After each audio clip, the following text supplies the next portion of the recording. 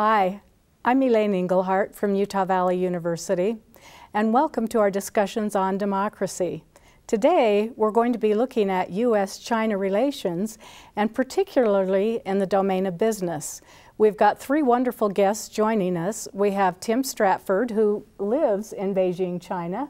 We have Hyer, who is over the East Asia program at BYU, and we have Dameron, who is the director of our international program at Utah Valley University.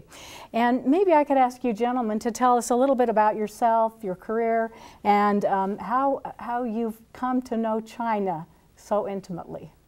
So Tim, we'll start with you. Thank you. I'm a lawyer. I've lived with my family in China for most of the last 28 years. I spent part of that time in the private sector as a lawyer, part of the time as general counsel for General Motors in China, and then part of the time also in the government. I worked in the U.S. Embassy for 4.5 years, and then most recently I worked in Washington as the Assistant U.S. Trade Representative responsible for China relations, and now I've joined the law firm of Covington and Burling, and I'm based in Beijing. Well, thank you for your wonderful service to those of us in the United States and also the business sector. Thank you. And Eric, tell us about your background. Currently, I'm a professor of political science at BYU and coordinate the Asian Studies program. But my contact with Asia actually started as a young child because my father was a historian of Asia. And as a child, I lived in Japan. But just out of high school, I went to Taiwan and began studying Chinese. And then pushed forward in my Asian studies at BYU and went to graduate school. Now I'm back at BYU teaching about Chinese politics and things. And you're the department chair? I'm the coordinator for Asian studies. Okay, all right, very good. Which is a program, not a department. Okay, and I know that you just took a group from Utah Valley University to China. Yes, last summer we had a great group of faculty who went over. I'm helping UVU develop their China focus and worked closely with Danny, and we had a wonderful group and a wonderful group of professors. So I've come to know a lot of people at UVU and really appreciate that association. Oh, good. And Dr. Dameron, tell us about you and especially your interest in China. Well, my interest comes somewhat tangentially. I was actually a student of Eric's a long time ago, and I think that was my first real formal exposure to China. I've been here at UVU for a couple of years, and my staff and I started talking about ways in which the International Center could play a larger role at the university, and one of the things that we arrived on was a country focus for a year, and so we started a global spotlight program with China being the first year. We asked Eric to advise us, and he helped us put together this faculty study seminar to China to expose our faculty to China and issues with that, and then we've had programming since then. We're halfway through the year and excited about the next half a year where we'll focus on China some more and hopefully send some students to China at the end of this academic year. And it's just been a wonderful educational year, especially with your spotlights on China. Thank you. Well, Tim, 28 years of working and living in China, raising a family there. Can you tell us about some of the changes that you've seen happen in China from the time that you started your work up to the present? Sure. Maybe I could just give a few data points. I did my undergraduate work in Chinese and philosophy, and I applied to law school, and there was a professor very famous in the area at Harvard named Jerry Cohen. He saw my application and he called me and said, well, I see you've applied to law school, but you know there's nothing going on in China, and maybe you could take a year off and study Japanese so that then after you graduate from law school you could at least do something related to Asia. I said, well, my wife and I have just had our first child. I really can't delay my education any further, so I went off to Harvard, and it was during my first semester there that the U.S. and China normalized diplomatic ties. My second semester, China passed the first law that allowed for foreign direct investment. And then by the time I graduated, there were 5 foreign law firms that each had one very small office in Beijing. So after a few months in California, I was able to get one of those positions in Beijing, and my wife and I and our 2 children at that time moved to Beijing. So we started at a time when China wasn't really even on the map in terms of economic relations. And what we've seen since that time has been truly extraordinary. If you fast forward to around 1990, 1991, I was working in the U.S. Embassy. I remember the the head of the economics section and I co-authored a cable that went back to Washington, and it said, this year the U.S. trade deficit with China will be $8 billion. And in a few years, it could maybe grow to $15 billion. And someday it might even rival the $35 billion trade deficit that we have with Japan. Well, of course, last year the trade deficit was over $260 billion. So I think those are some data points that talk about how great the change has been over the last 28 years. Oh, amazing. And Eric, how do you tie this to politics? What changes have you seen over these years, or over your career with China? You know, initially I studied Chinese in Taiwan and then served there as a Mormon missionary. But my first experience in China was in 1980 as a graduate student. I went over for an intensive language program, and the economic reform and opening up policy had just started. We always date it from December of 1978, but really 1979 is when it gets underway. And so I was there in 1980, one of the first American students to go to China. At that time, my fellow students were from Yugoslavia, from East Germany, from Cambodia, mostly Khmer Rouge students, and North Korea. The North Koreans wouldn't talk to us, but the Khmer Rouge were always very nice. And I remember one specific poignant moment when they brought fresh vegetables to the campus. A big dump truck pulled in with cucumbers, and they just dumped them on the ground, and people began grabbing what they could. And then a few weeks later, they brought cabbage, and they just brought a dump truck and dumped it on the ground. You know, if I fast forward to when I lived there in 1995 and 1996 with my family, they closed down the fresh fruit market that was just outside our apartment in our neighborhood, and everybody started going to the supermarket around the corner, where everything was washed, clean, and fresh packaged, shrink wrapped, much like you would find in you know, Albertsons or any other grocery store here in the United States. So that shows dramatically on the street how much things had changed. When I first got there, we used RMB, which is the Chinese currency, but after I'd been there for a while, they introduced this foreign exchange certificate. Initially, no one would take them from us because they thought they didn't know what it was. Then later on, that's all they wanted from us, because that was as good as US dollars, and you could buy Marlboro cigarettes or Johnny Walker things or other things in these friendship stores where you only could use dollars or this special Chinese foreign exchange. And now that's all gone away. So things have changed dramatically. Over the 20 or 30 years that I've been going back and forth. And that fast forwards today, Danny, where you see that it's important for us to perhaps recruit Chinese students to come to campus and to make sure that our student body has a very strong understanding of China and East Asia. Do you want to tell us a little bit about your vision? Well, you know, we're here at Utah Valley University. We're placed at a really interesting and strategic place, both geographically and in time. The Utah economy is actually pretty dependent on its relationship with the rest of the world. I've been told that 1 in every 4 jobs in Utah is somehow connected to international trade. And Utah Valley University, as the newest university in the state, can kind of play a key role in helping its students start to see the value of preparing for that global marketplace. When I was a student, we talked about globalization, and it was coming, and we were at the beginning part of it. And at this point, that conversation really has gone away. It's a reality. It's no longer coming, but it's something that we have to prepare for. So we hope that we can provide students with the kinds of experiences and the kinds of skills that will allow them to be competitive, but also learn how to build the kind of relationships across boundaries, with China in particular, where they can develop productive businesses and productive relationships that will allow students to thrive as their careers develop. Thank you. And Tim, today we gave you a special Ethics in Business Award, a memorial to Kirk Englehardt, but for us it's so important to be able to showcase an individual who has had a very long career, and through that career made the right choices. And that must have been pretty tricky in doing business in China as an attorney, as a trade representative, as an executive with General Motors. Can you tell us about some of the ways that you built trust, that maybe people tried to try your ethics, but you were superior with your own understanding of yourself?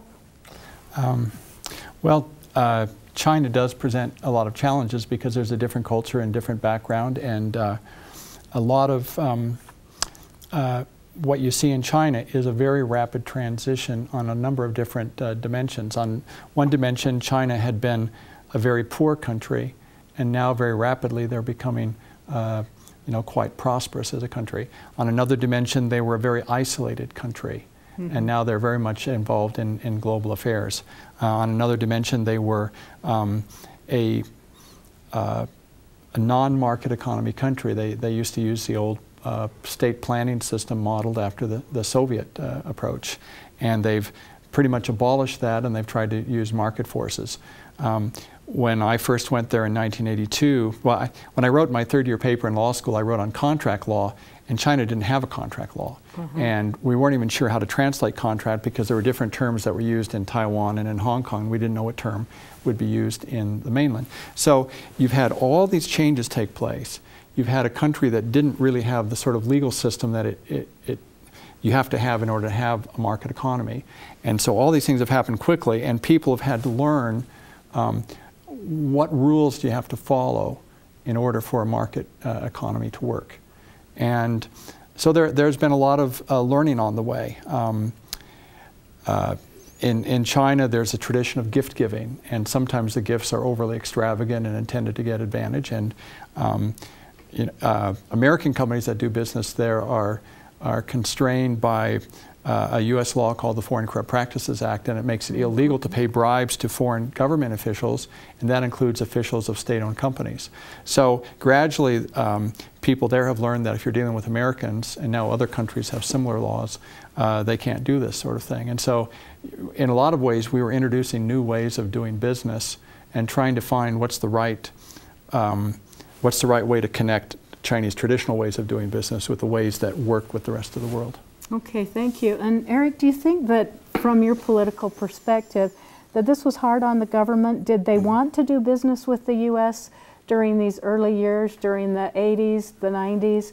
How tough was it for them to even think about these notions of capitalism? Oh, I think at that time they desperately wanted to do business with the United States. Deng Xiaoping, when he made the key decision to open up the country in late 1978, one of the keys was the United States, because China, given its comparative advantage with the cheap labor, it knew that it could follow an export-led growth model and export its labor-intensive products to the United States and make money in which it could buy high technology and modernize the country. I think the biggest challenge to the Chinese at that time, from where I stood as a student there, studying their politics, was they had been through an era where politics was taking command. Everything was a political decision. Political ideology was always most important. And now they were shifting where profits were taking command, where economic development was taking command, into a much more pragmatic approach. Like, if it makes money, let's do it. If it doesn't make money, don't do it. Let's forget about politics. Deng Xiaoping is very famous for saying it doesn't matter whether the cat is black or white as long as it can catch mice, it's a good cat. That was an argument saying that it doesn't matter whether this is communist or capitalist. If it works, and let's do it. But there was a lot of residual resentment of that, because there was a whole generation of people that had grown up on political ideology, and they saw this as a betrayal of the revolution or a betrayal of Mao Zedong thought. And so there was a lot of resistance. But as things got going, they began engaging in business. But they began to take this attitude, and they'd say this to me over and over again: politics is politics, business is business. And China found itself sometimes trading with countries that it did not have good diplomatic relations with, or it was selling products to one country when it was diplomatically recognizing that country's enemy. And there's all kinds of specific examples where there were these contradictions. And I think the ethical question here, though, that this raises in my mind is, what is the interplay between politics and economics and politics and business? Can you separate politics and economics? You know, Adam Smith tells us we need to separate things out. But in fact, I don't think you can separate them. And so when it comes to, as Tim mentioned, Foreign Corrupt Practices Act, where political favors become important in getting business done, that's a violation of U.S. law, but it's been woven into the Chinese political culture.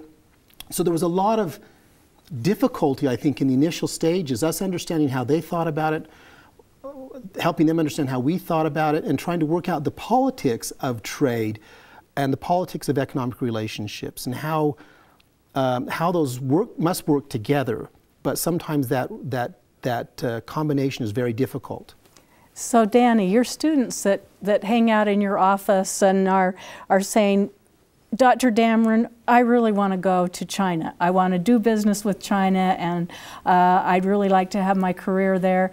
What kind of advice do you give them? What can you tell them about democracy and capitalism as well as business in China? Well, a lot of the students, it seems the ones I've talked with are primarily interested in the business piece. And so in some ways, the democracy and capitalism isn't all that closely connected to our discussions. They want to get there. They want to start making connections. Many of them come with language skills.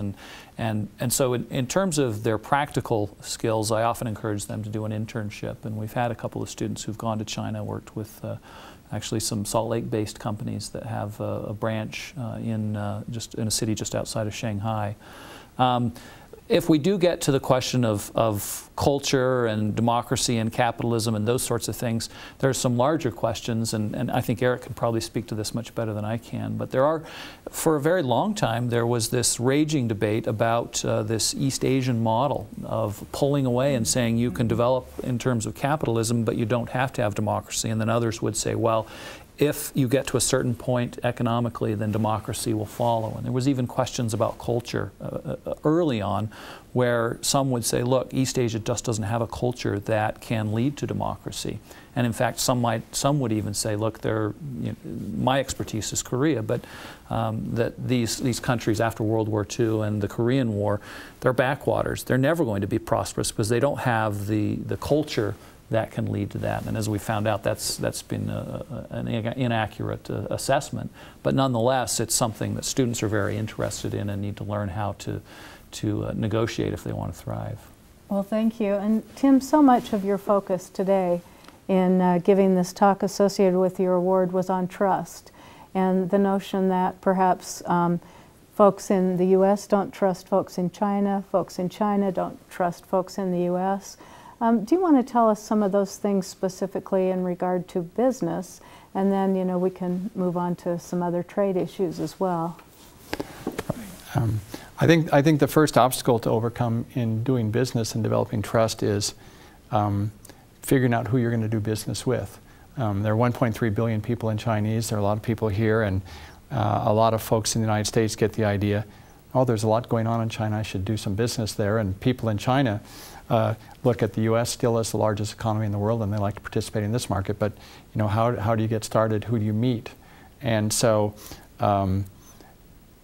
often people rely on relationships. They have a neighbor who is from China, or they met someone on a bus, and that person is from China, and they're just looking for ways to meet up and get to know folks. And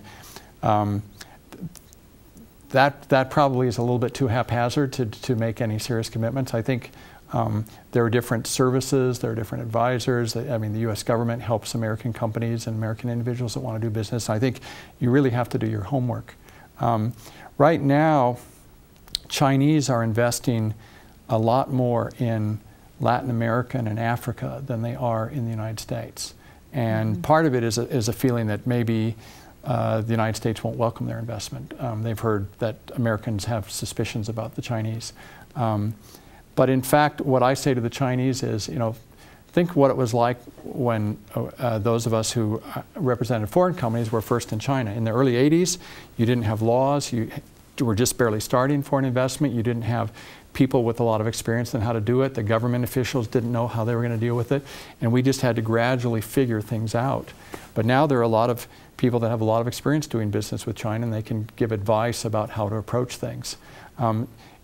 Chinese, what I say to them is, it's actually easier for you to come to the United States to invest than it was for us to first go to China, because when you come here, the laws are already in place. There are a lot of people that have a lot of experience, and you can get good advice, and you can follow the same example of companies from a lot of other countries who've been very successful in investing in the United States. So I think the key is getting some trusted advisors to help you sort out very complicated pictures and see what the best match is for you. I think I'm going to just follow up with your work with General Motors. How did GM build trust in China and vice versa? General Motors entered the China market at a very interesting time.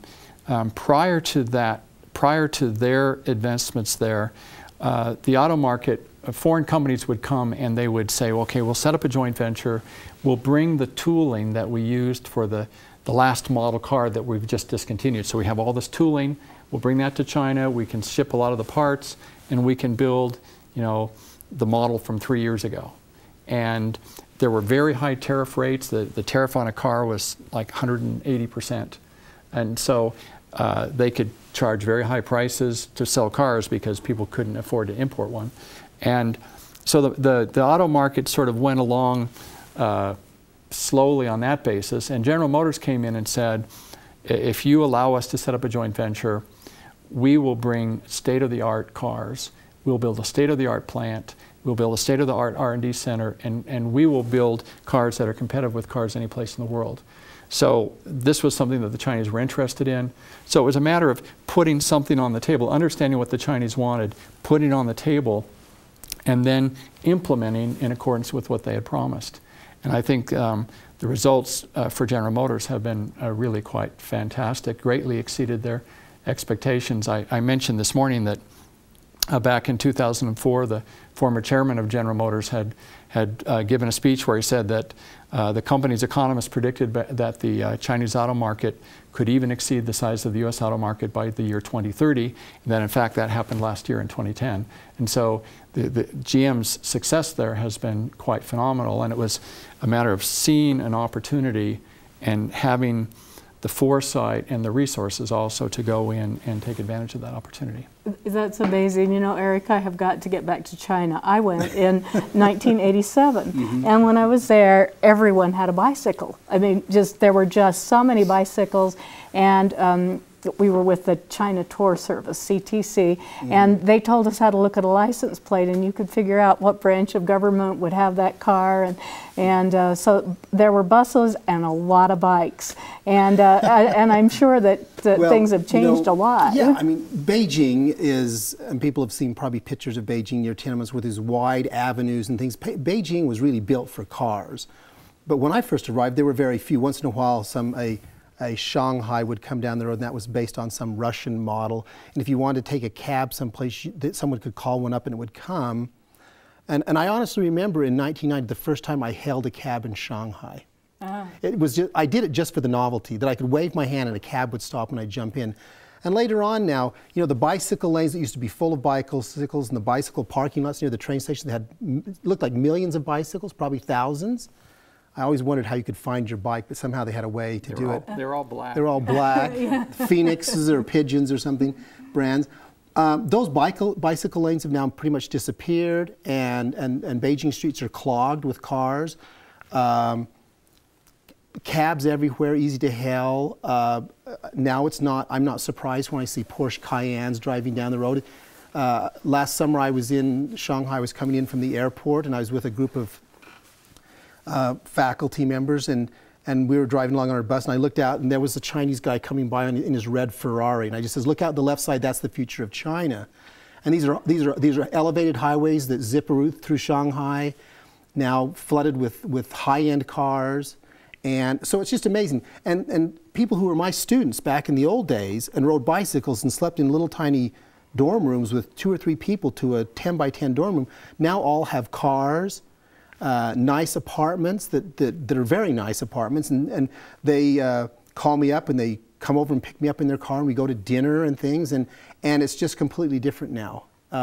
And cars are, the Chinese are like Americans in the sense that having a car is really becoming not only a status symbol, but something that everybody begins to depend upon, and China has built enormous amount of infrastructure to facilitate this, and so the explosion of automobiles in China is amazing, and the mobility that gives people. A friend of mine, a professor friend of mine, wrote me over Christmas, and during summer break, he and his wife jumped in their Jeep, a Beijing Jeep, and drove to Lhasa, Tibet, and back. This is a 3,000 or 4,000 mile trip, and this was their vacation. Now, in 1980, you had to apply to get permission to get a bus ticket to go someplace out of town. So the mobility that Chinese have now is important. Now, to bring this back to sort of democracy and capitalism, I mean, the economic development has affected the freedom of Chinese people to move. Americans seem very concerned with the lack of freedoms the Chinese have. But if you think of it in relative terms, and the freedoms they had in the 1960s and 70s and the early 1980s, compared to the freedoms they have today, there is an amazing change. Now, it's not saying that China has arrived. It has a long way to go. And some fundamental freedoms like voting and things are certainly not allowed. But mobility, the ability to choose your job, to live where you want, to buy a car, to buy and sell an apartment, all of those things are now, and those are freedoms that Chinese never knew a generation ago. It's amazing, isn't it? In fact, Danny, I remember when I was there that the real big deal was if you could have a motorcycle. You know, if you had a motorcycle, you were big time. And you know, I remember we were very interested in seeing if we could recruit some students to come in. And then suddenly we had 9/11, and that just kind of pulled the welcome mat out from some of our foreign students. And Chinese students who'd like to attend school at Utah Valley University, are they going to have a tough time getting in, or what would you recommend to them? Well, you're right. After 9/11, the structure for students getting into the United States really changed, and it is more challenging now than it was historically. But in terms of getting into UVU, we have a very good structure in place. We have approximately 60 Chinese students here now. Our Chinese students, as most of our international students, are very sharp scholars, very serious about school, and do a great job both with their own academics, but also in terms of connecting with people across campus and informing them about what life is like and what China is like. And so we welcome them. We have a structure in place to help accommodate them, and even with if their English language skills are not strong enough, we have an ESL school that they can go through and then enroll in regular classes. So certainly we're very excited about welcoming Chinese students. And President Holland would like us to even kind of gear up so that we can do a little more of that. And I can add, you know, the kind of Chinese students that are coming to the United States now is so radically different than before. When I was a student in China in 1980 at the Beijing Language Institute, this is where foreigners were sent to learn Chinese that then were going to attend Chinese universities. It's where Chinese came to learn English that were going to go abroad. All of my fellow Chinese students were about 40 years old. These were people who had gotten a college education before the Cultural Revolution and had gone to the countryside, but there was no one in that subsequent generation prepared for study, for college level study. So these people in their 40s were learning English, and they'd been previously taught Russian to study physics or chemistry, and they were coming to the United States. And that was the generation that came in the 1980s, and many of those people stayed in 1989. Mm-hmm. Now it's not, I'm not surprised at all when a young Chinese student comes into my office and they've graduated from high school in China. Their parents have the money to send them to the United States to go to school, and here they are, an undergraduate at BYU studying foreign language or chemistry or computer science. And so the demographics of the Chinese overseas students has radically changed since the early days of the 1980s. Oh, that's great. Well, Tim, we do a lot of trade now with China. So now we're up to this modern age, and as a diplomat, you've really helped the U.S. set policies, set some very stable guidelines. Can you tell us about some of the experiences that you have had over the years in establishing trade guidelines between the U.S. and China? Some good lessons learned? I think the most significant milestone in that area was when China joined the World Trade Organization in December of 2001. China had actually spent 17 years negotiating to become a member. Originally to become a member of the GATT, and then the GATT turned into the World Trade Organization. And this was remarkable because the whole premise of the World Trade Organization is that you have a market economy and that you have an open economy and that you trade freely with the rest of the world. And you'll remember just a few years earlier in 1982, well, it was in 1979 that China passed the first law that even allowed any foreign investment at all into the country. And so in order for China to join the WTO, they had to agree to dismantle a lot of the existing laws and rules and open up their economy. I mentioned the auto industry, just to give you an example of that. There used to be a number of very significant barriers if you were a foreign company that wanted to be involved in the auto industry in China. If you wanted to export a car to China, first of all, you had these very high duty rates, you know, 170, 180%. you had to get an import license to be able to bring it in as well, and China only issued a certain number of licenses a year, so there was a quota system in place. Then you had to find someone who could act as the importer for you, because foreign companies weren't allowed to set up import companies. And then you had to find a Chinese company that would distribute and retail your car, because foreign companies weren't allowed to set those up. You had to find a Chinese company that would provide service for your car, and you had to find a Chinese company that would provide financing, you know, like General Motors Acceptance Corporation or Ford Credit.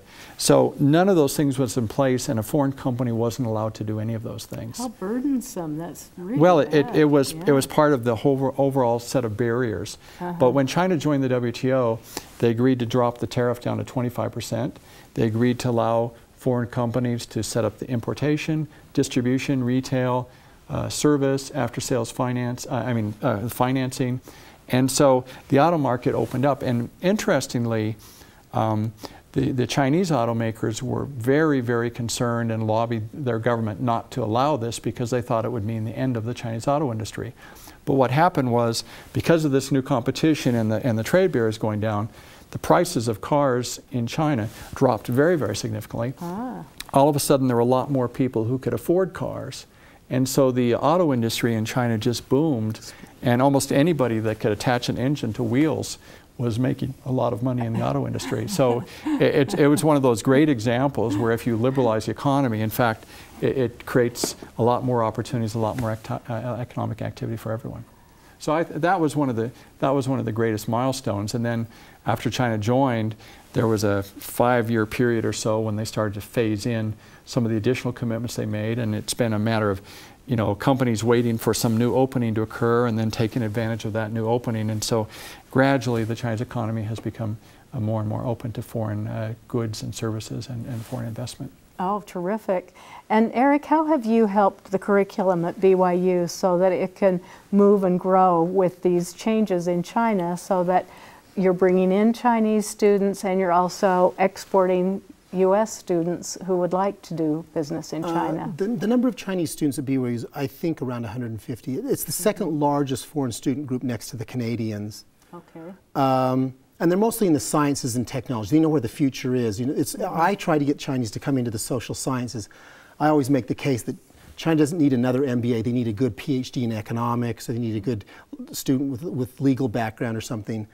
But I do have Chinese students who, and there's a few interested in social sciences, but there's a sort of an explosion of students interested in Chinese language. Just as an example, I was riding the bus here to UVU yesterday, the day before, and I was sitting next to a student on his way to school, and we started chatting, and he was in the ROTC program, and he had this ambition to have an international career, and he mentioned, well, I think I'm going to start studying Chinese. And I didn't tell him who I was. I said, well, why are you going to study Chinese? Well, that's the future. That's the future. And when we look at language across the country, that is the future. The Chinese language classes are exploding. Utah's really setting an example for the United States. We have, across the state, we have dual immersion programs beginning in kindergarten now, up to the 3rd grade, adding a year each year. There are hundreds of schools in Utah that are teaching Chinese to junior high and high school students. When I returned with my family from China in 1996, my daughter had been going to a Chinese school, and so her Chinese was pretty good, and I wanted to keep continuing that study. And there wasn't a single school in Utah that offered Chinese language in the junior high level. Their response was, well, no one's interested. It's all French and German and Spanish. And now they struggle to fill a French or a German or Italian class, and they have to turn away students that want to study Chinese. So the interest is exploding. And I think part of it is just the reality that people realize China is becoming a very large, wealthy country. Relative to the United States, it's not as wealthy as it may appear, but it's becoming a very large, wealthy country. And some people see large business opportunities there.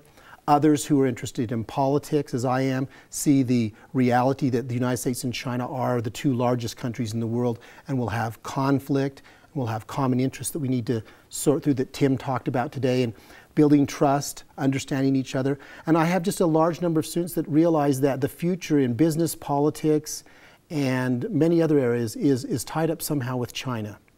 Well, thank you. And Danny, I think that you've recognized that since you joined us at Utah Valley University, that you've worked in helping start our Strategic Chinese Initiative Committee, and that you just received a big grant. Can you tell us about some of the things also going on in Utah that make it necessary for UVU to move forward with more Chinese options? Yeah, to kind of add to what Eric was saying about Chinese language study, Chinese is now the second most studied second language in Utah, just behind Spanish. It's grown dramatically in the last 5 years, and I think we doubled the number of students studying Chinese just in 1 year.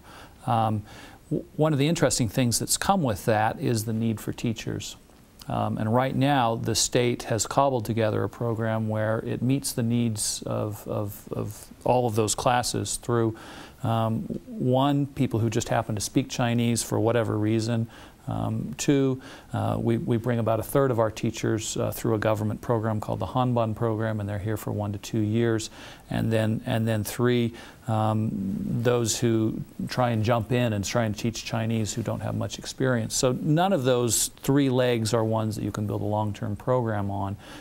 In addition to that, none of the universities in Utah right now have a wholesale teacher certification program for teaching Chinese in an immersion program, and so there's a need for that. So we've been working with the College of Education to build that kind of certification program, and they've made some important strides in that direction. They currently provide certification for those teaching in the Spanish program, so they already know how to do it, and we're adding the Chinese piece. I think that's a really exciting thing because Utah right now, although I'm not sure we have as many students as some other schools across the country, we do lead the country in terms of percentage of students studying Chinese. And so in some ways we are able to kind of set that model. And when we go to national conferences on Chinese teacher training and Chinese language education, Utah is really held up as the example. So I think there's a lot of exciting opportunity right now to continue on that trajectory that will help place Utah, and we hope UVU, in a place where we can be an example and provide some groundwork for other states as they move forward as well. We were very fortunate to have John Huntsman as the governor, someone who spoke Chinese and had that vision, and under his administration these initiatives were pushed forward, and Governor Herbert has continued pushing those forward. And despite financial difficulties at all levels, the state has remained committed to the Chinese immersion programs and developing Chinese language programs throughout the K through 12, and so and at the university level. So we're very thankful to the Utah governor and the state education department for supporting these programs. Yes, absolutely. And really, to add one thing, I think, as Eric has emphasized, I think it's parents. As soon as this sort of thing has opened up, it's just been phenomenal. Wasatch Elementary, I'm told last year, opened one first-grade immersion class with 30 students, and that filled up so quickly that they actually added another class. And parents know that this is the future, and I think they're the ones really driving it. They see this as very important. Oh, that's terrific. Well, Tim, I'm going to take you right back to your work with President George W. Bush and President Barack Obama as the Assistant Secretary of Trade. Tell us about some of your experiences there, some of the ways that you had to develop trust between two countries on very high levels, and you had to keep peace. Within the administration, right? Well, there's that once in a while too. I think I mentioned experience in my talk this morning, but the time that I was Assistant U.S. Trade Representative was I went in 4 years after China had joined the WTO, and so their various commitments that were supposed to be phased in were just about up. And up to that time, China had been sued in the WTO once. And during the same period, the United States had been sued by other trading partners about 40 times. So meanwhile, some people in the United States were complaining that maybe China wasn't doing as much as it needed to do to fulfill all of its WTO obligations. And so it kind of fell on me to help China adjust to the idea that just like the other major WTO members, they were going to have to deal with litigation. So as I've mentioned before, I went to meet with my counterpart in my first official meeting, and I said, gee, I'm looking at the files of my predecessor. It looks like he's been raising WTO problems with you, and it doesn't look like the government of China has really taken those seriously. I'm here to tell you that if you don't do something about it, I think you've got WTO cases in Geneva in your future. And his response was, no, you don't understand. Our leaders wouldn't like it if you sued us in the WTO. Mm-hmm. And there was such a strong aversion to having one country sued by another country. So gradually I had to help the Chinese government get used to the idea that they were going to get sued, and that in fact it wasn't all a bad thing. And so the approach I used was to try to be very, very open and transparent in explaining things. And so I would say, here's the concern we have. It seems to me that you could probably respond in 3 different ways, and if you do it this first way, in the U.S. government we're going to interpret it in this way. That's what we're going to think, and so this is what we're going to do.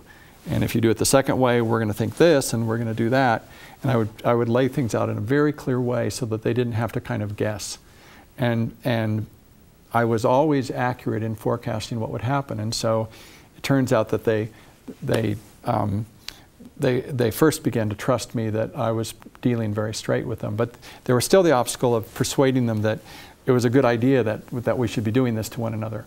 And so I explained that when countries take one another to the WTO, it actually takes a great burden off the governments, because governments have domestic pressures to address trade concerns. On the one hand, they may be pressured to put in place some policies that protect their domestic companies. And then in the other country, they'll be put under pressure to combat the protectionist policies of the first country. And so there's a lot of tension or pressure that comes between a government and its own constituencies. And by going to the WTO, both governments can say, we've put it over there, the judges will decide, we've done the best that we can. And it sort of takes away a lot of the political pressure and allows both governments to tell their people, we're dealing with it, see, we sued those guys, or we're dealing with it, see, we're defending ourselves. And the Chinese saw, as we did this, that in fact it let off a lot of political steam between the two countries, and they started suing us for things as well, and they found that it helped them to tell their own people that they were watching out for China's interests. So I think that was an example of a process where through a period of time and through some consistent behavior and a lot of patience, there was a lot more trust developed.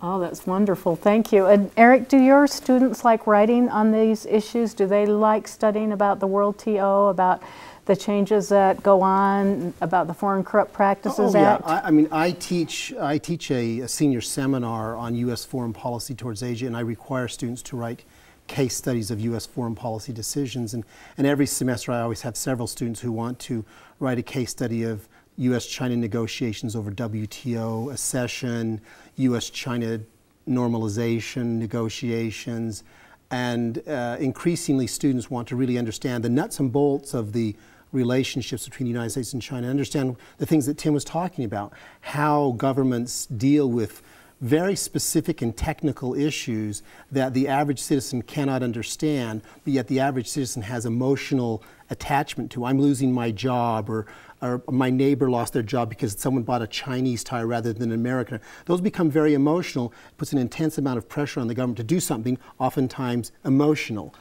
And as Tim mentions, moving these things into institutions that study the details and the technical aspects of this, depoliticizes them in some way. I mean, politics has never gone, but it's very important. And I have a group of students who have interest in foreign service careers or careers in intelligence. They really want to understand the nuts and bolts of U.S.-China relations and how those negotiations work. And so we do several case studies to help them understand those issues.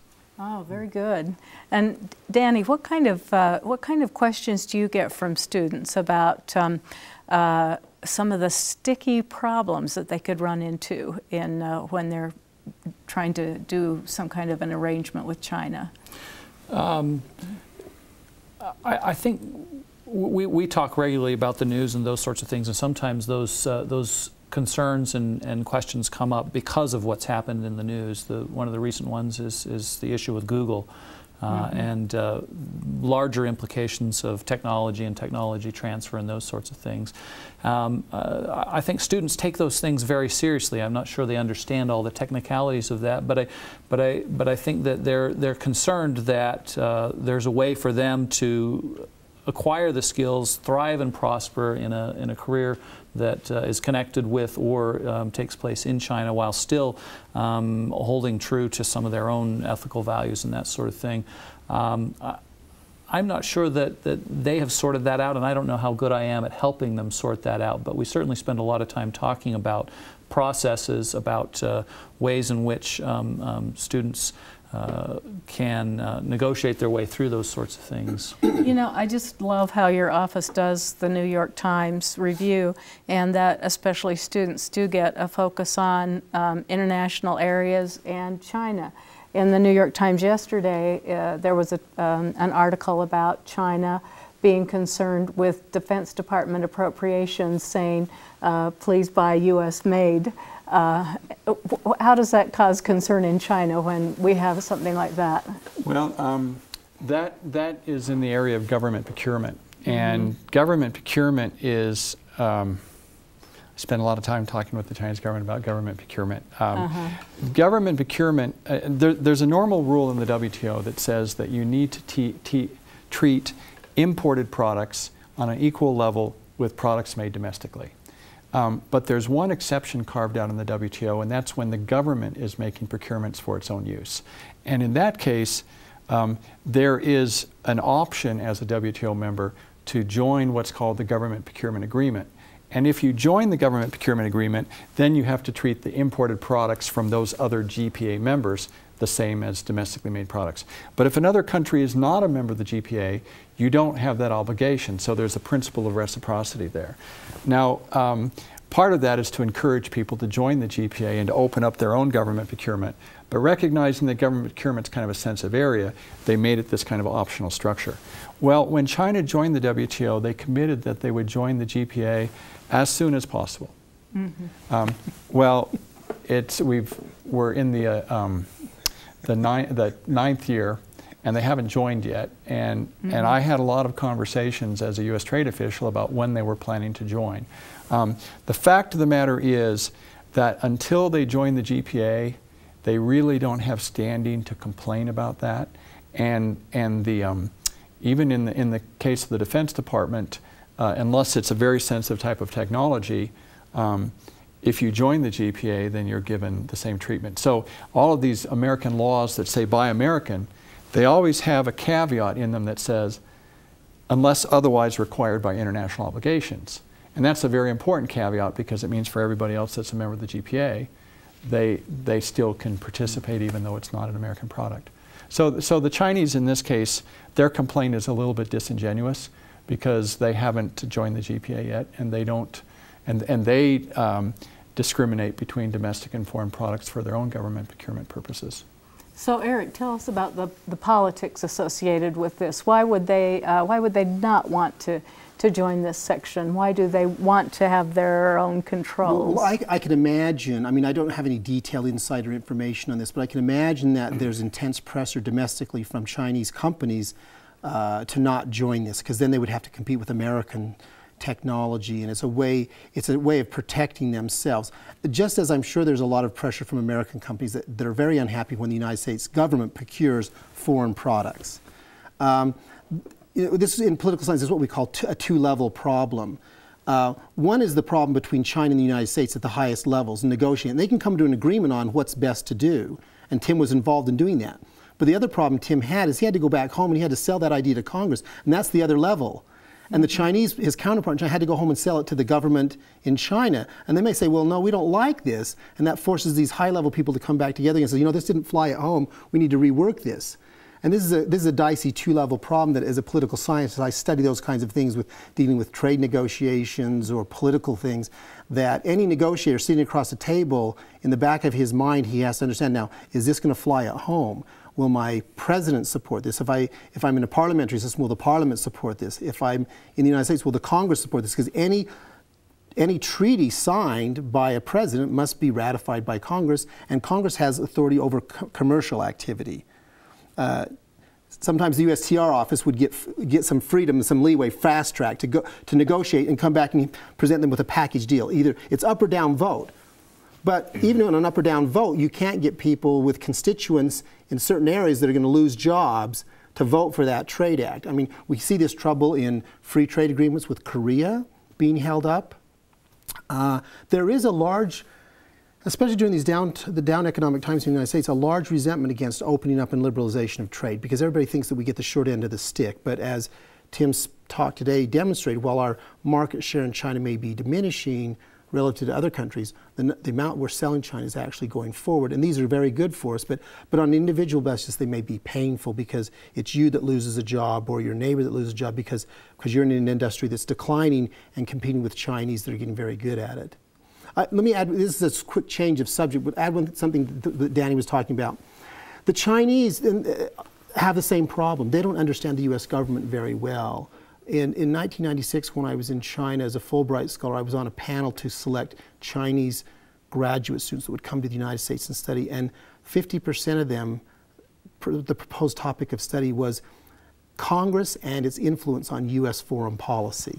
Because the Chinese had come to realize that the president wasn't the king and he had to deal with Congress, and that was difficult for them to understand. You know, we have a chairman of the party or someone, or the key leader, and he makes a decision, we all get in line. How is it that Congress can frustrate you like this?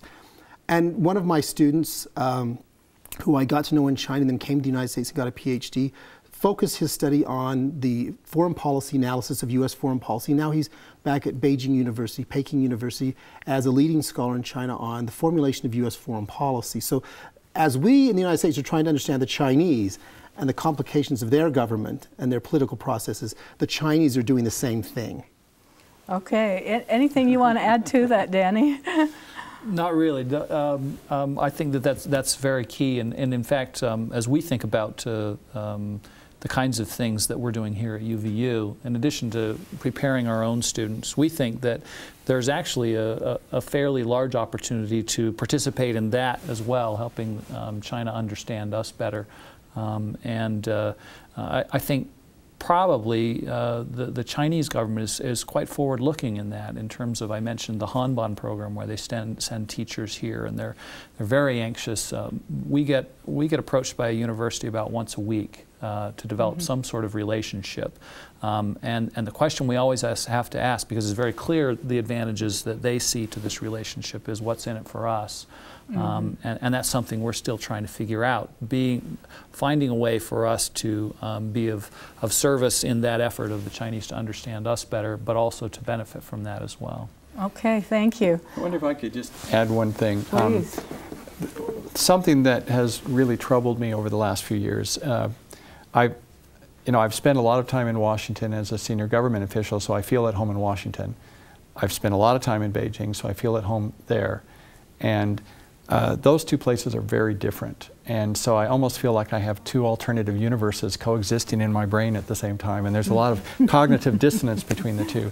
But one of the reasons there's dissonance is that the two countries have so many differences and they have so many traditions, and it's really difficult to take those differences and find ways to bridge the gaps. It takes a lot of time and a lot of effort and a lot of study and a lot of investigation to sort of figure out what's really going on. In China, you don't always get the right story because they're feeling a little bit insecure in some things, and so the picture that they paint for the world may not tell the whole story. But in the United States, we have political considerations that affect government decisions as well. And to go behind all the different points of view and to sort of find out what the facts are and then what the best policy would be, these are very, very challenging things. And I think educational programs are so critical because students need to get the tools to be able to listen to all types of claims and all types of views and be able to assess them and figure out what's really sound. And I think there's an awful lot at stake. Chinese grew up believing that Americans were imperialists and that we're out to sort of make sure that they don't grow too fast because we don't want them to challenge us as the sole superpower. And so they have this kind of mindset. I interviewed a Chinese student who wanted to come to a university in the States, And I said, you know, when you meet American students, it's going to be a great opportunity for you, and you'll hear that they have a lot of different opinions from yours, and it'll be very interesting for you to compare notes. She said, well, what kinds of things will they have different opinions on? I said, well, take Taiwan, for example. The way you think about Taiwan and the way American students think about Taiwan will be really different. Well, what do you mean? I said, well, what do you think American students think about Taiwan? Well, I think American students think that Taiwan is an unsinkable aircraft carrier. Now, I don't think you'll find very many American students who think about Taiwan in those terms, but that's what they were taught to believe growing up. And so there's a lot of interaction and sort of understanding the true nature of things that Americans need to do and Chinese need to do. I remember I was having lunch with a delegation of U.S. Congress people in Beijing a few years ago, and I said, well, what's the thing that surprised you most about Beijing? And one congresswoman from New York said, well, I expected to see a lot of people being pulled around in rickshaws. Now, we've already been talking about the Porsches and the Ferraris that are on the street. It's pretty hard to find a rickshaw. But people have a lot to learn about the two countries, and I think it's really important that we make the effort to do that. You know, those are wonderful parting words for us, too. Sadly, we've run out of time, and this has been just such an outstanding panel that I could go ahead and do another program. I still have so many questions left. Next time you can interview us in China. Oh, wouldn't that be fun? I know one thing you mentioned earlier, that the Chinese always know they can trust you because you have a love for China, not just for the U.S., but for China as well, Tim. Thank you. So thank you so much, Eric Hyer, for joining us. It's been enjoyable. Thank you, Danny Dameron, for joining us. And it's been a pleasure having you on campus today, Tim Stratford. We really admire you and appreciate you. Thank you very much. And thanks for watching our program, and join us again for another discussion in democracy. Bye-bye.